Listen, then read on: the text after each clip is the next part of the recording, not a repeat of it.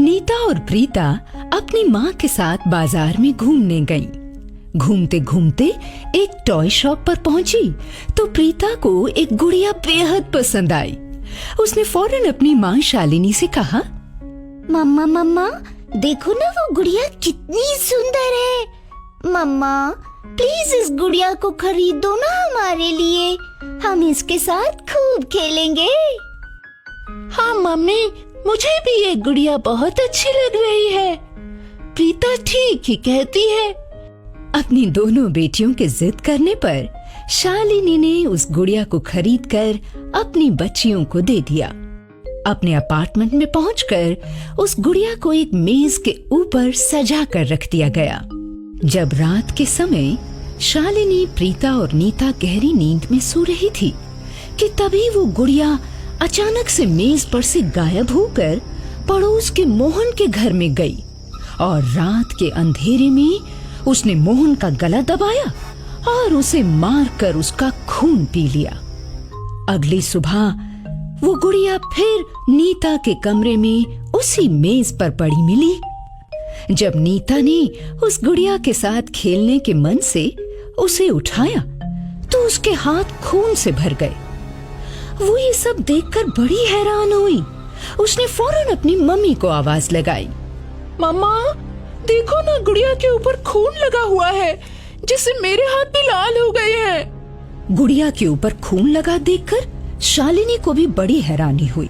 अभी माँ बेटी बातें कर ही रही थी कि इतने में गुड़िया बोल पड़ी, मैं गुड़िया नहीं, चुड़ैल हूँ, चुड़ैल। अभी मोहन को जान से मारकर उसी का खून पी कर आ रही हूँ। किसी को कुछ मत कहो, समझी? चुपचाप यहाँ पड़ी रहो। देखो, अगर तुम हम लोगों को परेशान नहीं करोगी तो हम तुम्हारे बारे में किसी से कुछ नहीं कहेंगे, मगर अपनी इन हरकतों से बाज आओ। क्यों? अरे मैं ये सब नहीं करूंगी तो मेरा काम कैसे चलेगा? मुझे कैसे खाना मिलेगा? मैं कैसे तृप्त होऊंगी? इसलिए तुम तीनों की भलाई इसी में है कि चुपचाप इस घर में मुझे रहने दो और मेरे तमाशों को देखती जाओ। अगली रात को चुड़ैल फिर से शिकार की तलाश में पास ही के मकान में प्रवेश करके वहां से एक और बच्चे को उठा लाई। उसे मारकर वो उसका खून पी गई। अपने ही घर में अपनी ही आंखों तले ये सारा भयानक नजारा देखना कितना डरावना था उन माँ और बच्चियों के लिए। चुड़ैल, तू सब लोगों का खून पीती है, इसीलिए हम दोनों बहनों को तुम्हारे साथ खेलना ही अच्छा नहीं लगता। चली जाओ हमारे घर से, हम तुम्हें देखना तक नहीं चाहते। मगर सोच लो प्रीता, अगर मैं गई इस घर से फिर तो यहाँ से 3 लाशें जाएंगी।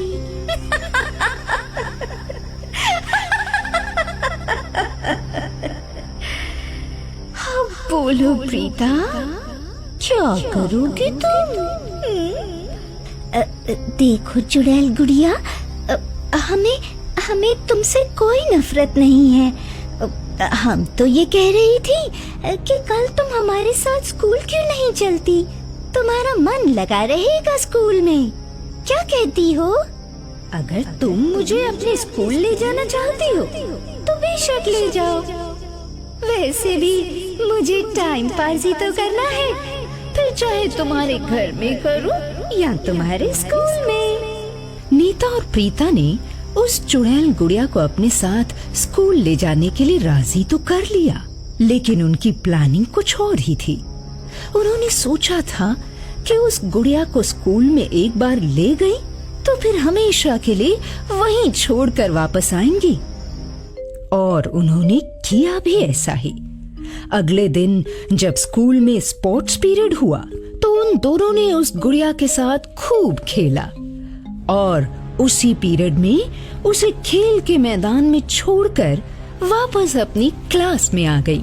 स्कूल खत्म करके जैसे ही वो अपने घर पहुंची तो लगी अपनी माँ को उस गुड़िया के बारे में बताने। उस चुड़ैल गुड़िया से हमें हमेशा के लिए छुटकारा मिल गया।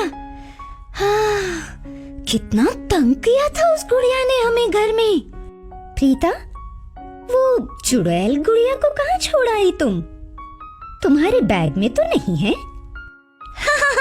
उसको हम अपने स्कूल के खेल के मैदान में छोड़ आए हैं। अब वो हमें कभी तंग नहीं करेगी। रातों की नींद भी आराम नहीं होगी हमारी। प्रीता ने अभी ये कहा ही था कि क्या देखती है, घर के दरवाजे पर वही चुड़ैल गुड़िया पड़ी है और वो जोर जोर से हंसकर कह रही है, तुमने क्या सोचा था कि तुम मुझे स्कूल के स्पोर्ट्स ग्राउंड में छोड़ आओगी और मैं वहीं पड़ी की पड़ी आंसू बहाऊंगी? जरा अपने स्कूल में तो फोन करके पूछो कि आज मैंने वहाँ क्या किया। तुम्हारी दो सहेलियों को मारकर उनका खून पिया है। मगर अब तुम प्रीता मुझे रोज अपने स्कूल ले जा सकती हो। भाई यहाँ पर तो 3 ही लोग हैं खून पीने के लिए, और उस स्कूल में इतने सारे लोगों का गर्म गर्म मीठा मीठा खून। देखो चुड़ैल गुड़िया, तुमने मेरी सहेलियों को मारकर अच्छा नहीं किया। मैं तुम्हें अपनी खिड़की से बाहर उठाकर फेंक दूंगी, समझी तुम? भाई इतना गुस्सा सेहत के लिए अच्छा नहीं है। अब चुपचाप मुझे उठाकर मेज पर रखो और अपने सोने की तैयारी करो। प्रीता, नीता और शालिनी ने वैसा ही किया जैसा उस चुड़ैल गुड़िया ने करने के लिए कहा, मगर तीनों की तीनों बेहद डरी हुई थी। रात को बिस्तर पर उन्हें नींद भी नहीं आ रही थी। अगले दिन प्रीता और नीता ने पक्का फैसला कर लिया था कि उस चुड़ैल गुड़िया को अपने घर की छत से ले जाकर नीचे फेंक देंगे, तब कहीं जाकर छुट्टी मिलेगी उस चुड़ैल से। मगर जैसे ही उन्होंने उसे जमीन पर पटका कि वो चुड़ैल गुड़िया तो फिर खड़ी हुई और गुस्से में भरकर बोली, मुझे तुमने छत से नीचे फेंका। मैं तुम तीनों को जिंदा छोड़ रही हूँ, इसी का फायदा उठा रही हो तुम। अब तो मैं तुम्हारे घर में घुस ही गई हूँ। अब तो अगर तुम तीनों को मारकर इस छत से नीचे भी फेंक दूँ ना, तब भी मुझे देखने वाला कोई नहीं है। उसके बाद तुम्हारा घर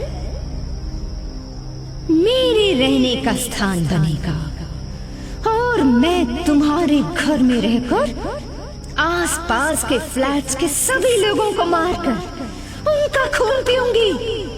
चलो चलो, दोनों बहनें सबसे पहले मरने को तैयार हो जाओ। अभी उस गुड़िया ने दोनों बच्चियों को पकड़ा ही था कि तभी उनकी माँ शालिनी अपने साथ अपने पड़ोसी मोहन के पिता को लेकर छत पर पहुंची। मोहन के पिता हनुमान जी के परम भक्त और मंदिर के निरंतर सेवक थे।